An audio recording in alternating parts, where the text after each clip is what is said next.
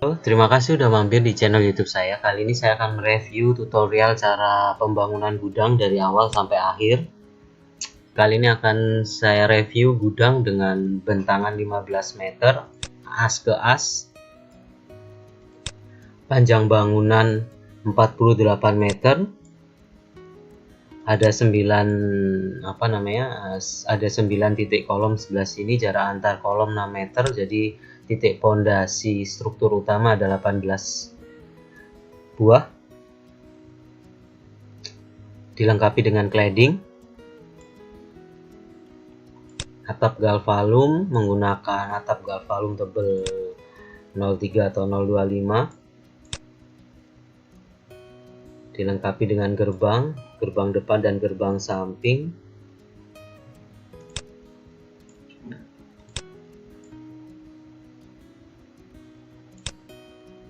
Jadi gambar yang saya gambar ini gambar 3D detail ya, gambar kerja, bisa diaplikasikan di lapangan. Jadi gambar udah gambar detail, siap kerja.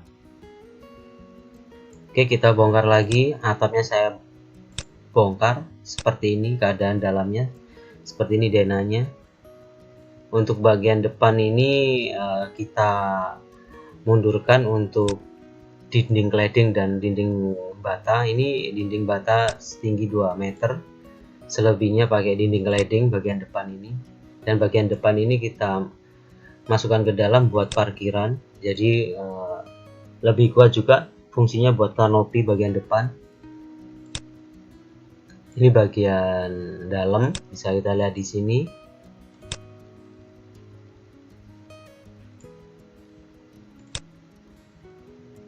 Disikat jadi dua. Untuk 12 meter bagian belakang ini disekat dengan rangka cladding dan tembok 2 meter, sama juga untuk bagian depan. Oke, saya ulangi, ada 18 titik pondasi untuk struktur utama ya, dan 6 pondasi kecil untuk struktur kolom ekstra.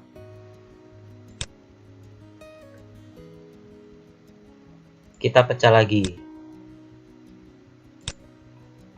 seperti ini. Oke.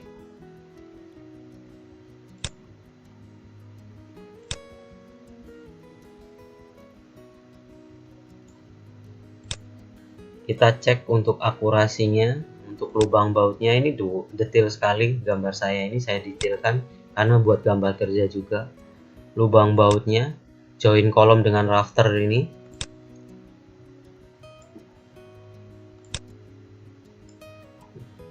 Baut kita pakai M16 5/8 dengan kualitas HTB.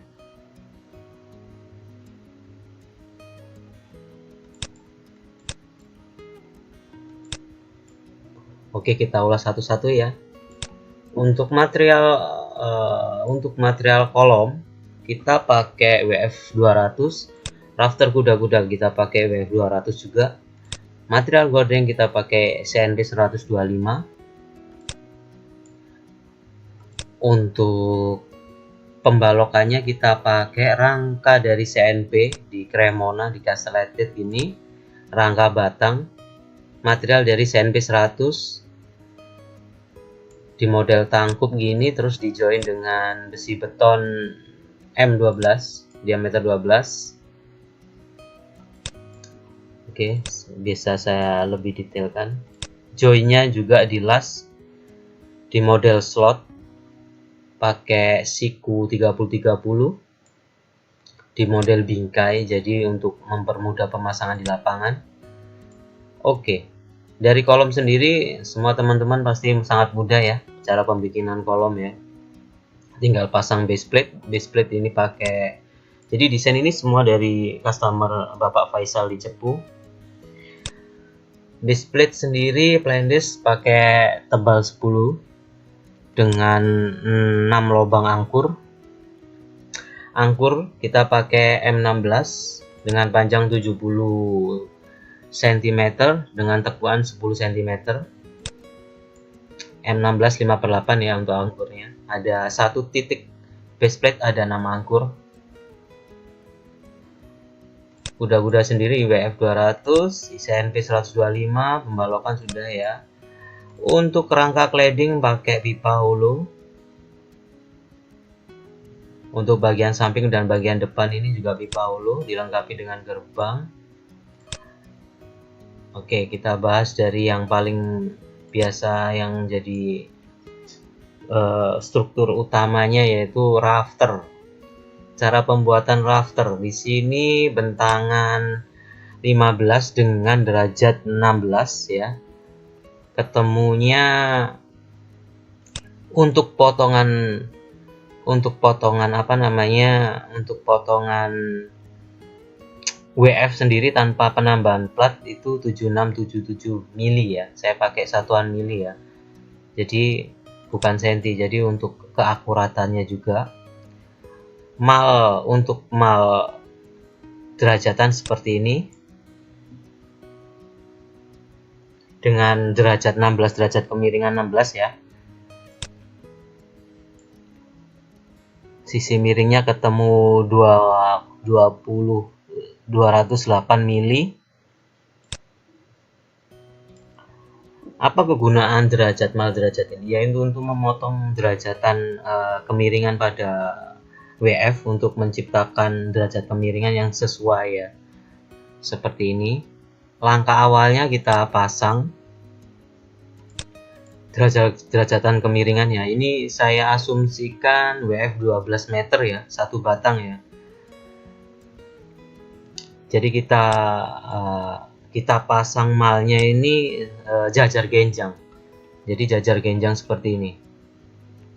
Satu sisi derajat yang paling tinggi seperti ini peletakannya, untuk satu sisinya seperti ini. Jadi langkah awal kita potong dulu bagian bawah ini. Bagian bawah ini untuk bagian ini ya. Bagian yang pertama ini, untuk potongan derajatan pertama ini, aplikasinya digambar di sini. Dan satu catatan penting ya. Satu catatan penting, pemasangan tapak join rafter ini harus tegak lurus, harus tegak lurus.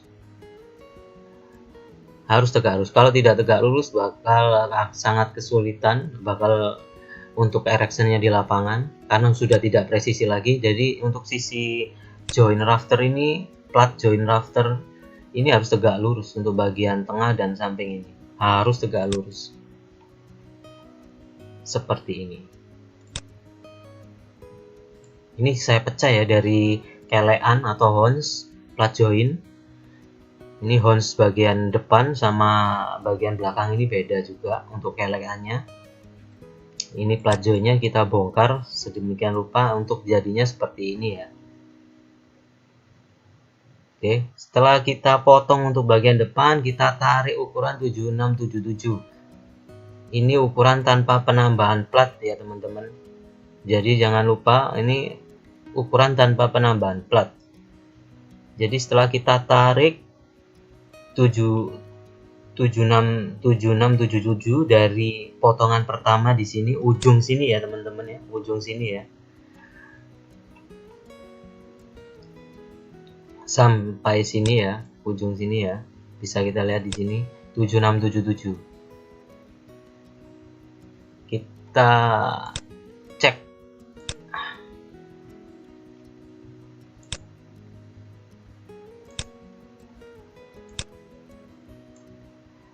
(7677) ya. Untuk bagian bawah pasti mengikuti 7677. Kalau tidak berarti potongan Anda atau potongan teman-teman ini ada masalah. Jadi ntar peletaan tapaknya ini nggak akan tegak lurus.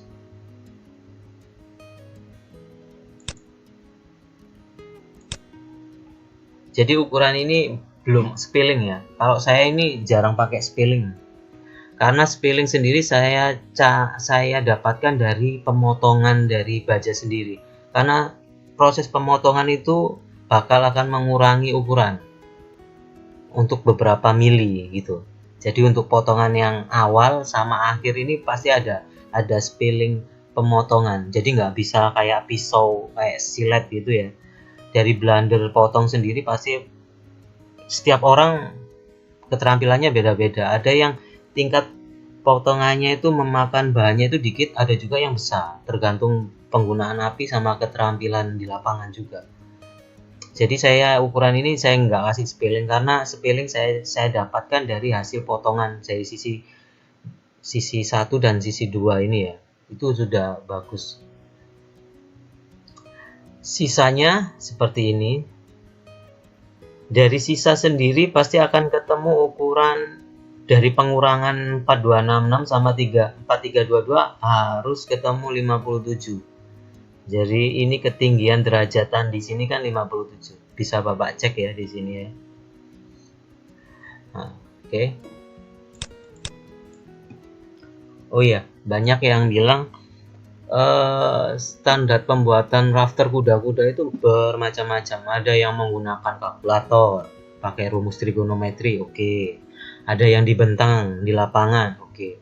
Cuman kalau dibentang ini miss-nya bakal apa namanya, tingkat errornya bakal lebih tinggi, karena kan harus menggunakan, kalau bentangan tuh harus rata semua. Kita pakai derajatannya juga, pakai rumus trigonometri bisa, pakai derajatan busur kecil bisa, rata-rata di lapangan seperti itu. Terus, Mas, kalau saya hitung pakai derajatan kok nggak segini? Ini hitungan ini bukan sekedar hitungan trigonometri ya. Jadi saya jabarkan di sini ya. Di sini kita pengaruhnya banyak dari material sendiri. Ini nggak bisa tegak lurus loh ya. Bisa lihat di sini ya, karena ini platnya ini tegak lurus, jadi untuk rumus trigonometri kan simple, segitiga aja gitu. Jadi seperti itu. Jadi Bapak Ibu kan kalau rumus trigonometri cuman tinggal apa gini, contohnya 15 meter, tinggi 6 meter,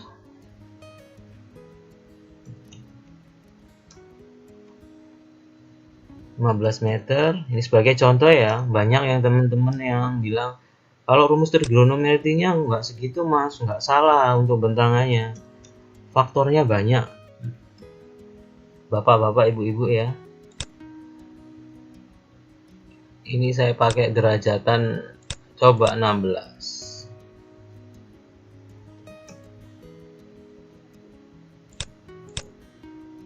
Ini juga 16.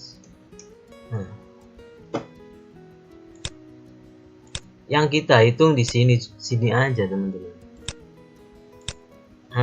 Sesimpel ini kan. Cuman di lapangan, di aplikasinya banyak banget, apa namanya, tingkat kesulitannya banyak. Dari kolom sendiri, materialnya sendiri, ketebalan dari bibir ini punya ketebalan ini ya. Kalau untuk WF200 kali 100 kali 5,5 kali 8. Penambahan plat juga mempengaruhi penambahan plat. Bisa pakai plat 12, kalau di sini pakai plat 10. Nah, jadi nggak semudah itu. Cuman pengaplikasian di lapangan ya terserah bapak-bapak. Kalau ini udah hitungan pasti ya. Materialnya sudah terkoneksi lengkap dari plat joinnya semua sama. Di sini bisa kita lihat baut pakai M16 5/8, kita lihat kepresisiannya semua detail pas. Tinggal yang untuk kerapiannya ini tinggal keterampilan para seniman api. Itu aja sebenarnya. Oke, kita bisa lanjut lagi.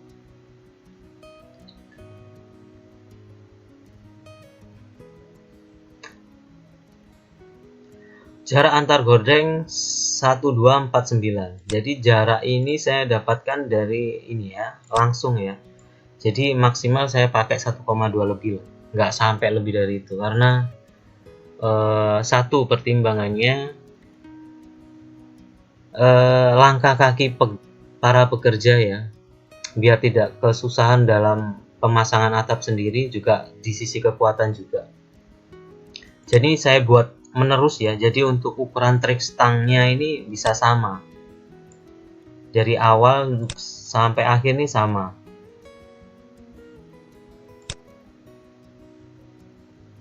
1249 untuk track stangnya. Untuk ikatan angin, nah untuk ikatan angin pakai M16. Untuk bisa pakai seling atau besi beton. Kalau saya di lapangan pakai seling. Jarum kerasnya juga M16 seperti ini.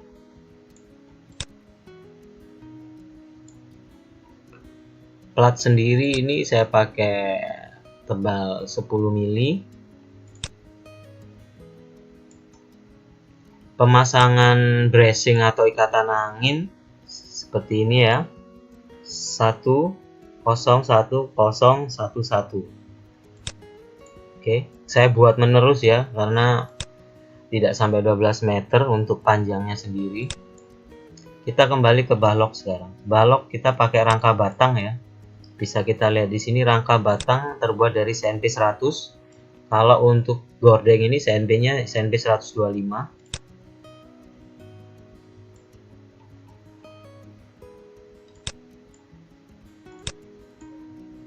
Kita bikin slot. Jadi koneksinya ini untuk pangkon dari balok ini dilas ke kolom. Jadi tinggal kita masukin, kita pakai spilling berapa biar gampang masuknya, kita slot, kita mal, kita ukur, baru kita kuatin dengan las.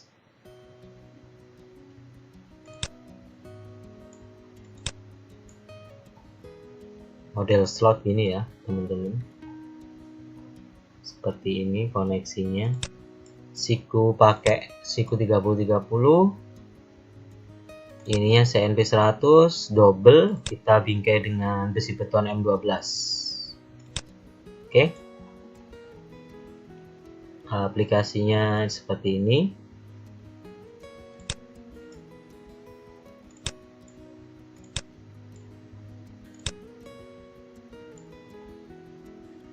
Oke. Untuk gambar kerja sendiri seperti ini. Hasil gambar kerja sendiri ya. Kita pecah dari gambar 3D tadi, kita pecah menjadi gambar ini. Gambar detail di gambar kerja. Jadi ini keterangan material yang dipakai.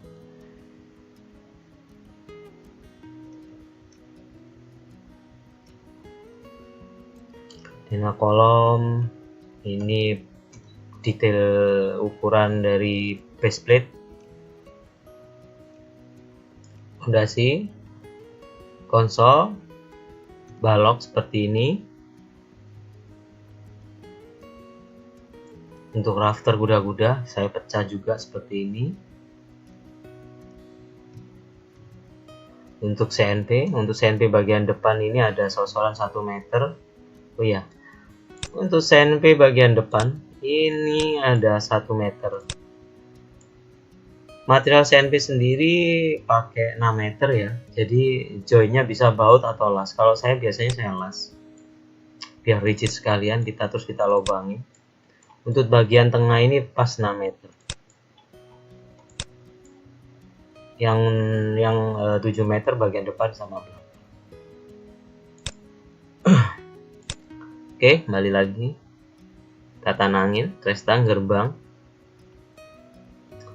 Oke, itu untuk gambar 3D ya. Kita tampilkan ke ke bentuk gambar kerja ya. Dari gambar 3D ini kita pecah ke gambar kerja. Jadi lebih mudah. Gimana teman-teman? Kalau menurut teman-teman mudah bukan pengaplikasian ke gambar 3D modeling detail ini dengan konsep build information modeling ini? Orang awam pun pasti bisa cepat belajar dengan konsep 3D modeling seperti ini. Gambar kerja yang full 3D, jadi tidak bingung, tidak harus punya kemampuan dalam bidang pembacaan gambar, detailing juga udah nggak. Orang awam pun, owner juga pasti bakal, oh ya kayak gini ya desainnya. Mudah untuk dipengaplikasiannya. Oke, kita tambahin untuk ini ya, penghitungan rap ya. Ini ukurannya jelek sekali kalau menurut saya. Material sendiri ini untuk kerap untuk struktur utama ya. Kuda-kuda aja udah butuh 8 meter ya. Sedangkan material sendiri pakai 12 meter. Jadi saya akalin ini, jadi bangunan ini pasti bakal banyak sambungan untuk terutama untuk kolom ya. Jadi 8 meter, jadi sisa untuk setengah kuda-kuda ini 4 meteran. Sedangkan berapa banyaknya ini ada 18 potongan 8 meteran dengan sisa 4 meteran 18 buah. Jadi 18 buah ini ada 4 meteran, mau dijadikan kolom atau kuda-kuda. Kalau saya mending potongan itu sendiri saya pakai untuk ke kolom dengan dikuatkan dengan sambungan tar, dikuatkan dengan penambahan plat join ya.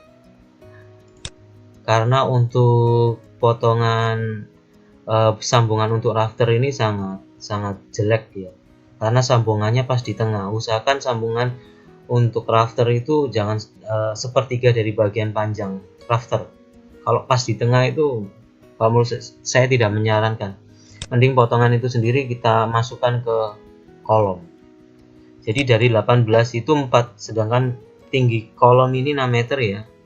Jadi sisanya tadi ada 4 meteran 18 buah. Jadi kita ambil separuh aja. 9. Kita butuh 9 itu kita buat kolom 4 meter. Yang 9 4 meter kita potong 2 meteran untuk disambung menjadi kolom.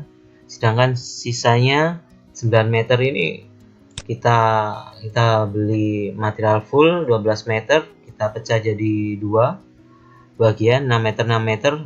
Dan jadi butuh 5. Sedangkan yang dibutuhkan kurangan kolom 9 meter ini jadi 10 kolom. Jadi kita buang yang sambungan satu tadi, jadi totalnya di sini ada 8 sambungan kolom dengan ada 8 kolom dengan sambungan, dan ada 10 kolom yang tidak ada sambungan dengan rafter tanpa sambungan sama sekali. Jadi tadi butuh 18 plus 3 23. Jadi ada sisa sekitar 4 meternya 1, 2 meternya ada 8 potongan sisa ya. Itu bisa dibuat konsol sama kelean. Mungkin tutorial pembuatan gudang ini seperti ini. Semoga membantu untuk para seniman api. Kalau ada kritik atau saran bisa komentar. Oke, terima kasih. Semoga membantu.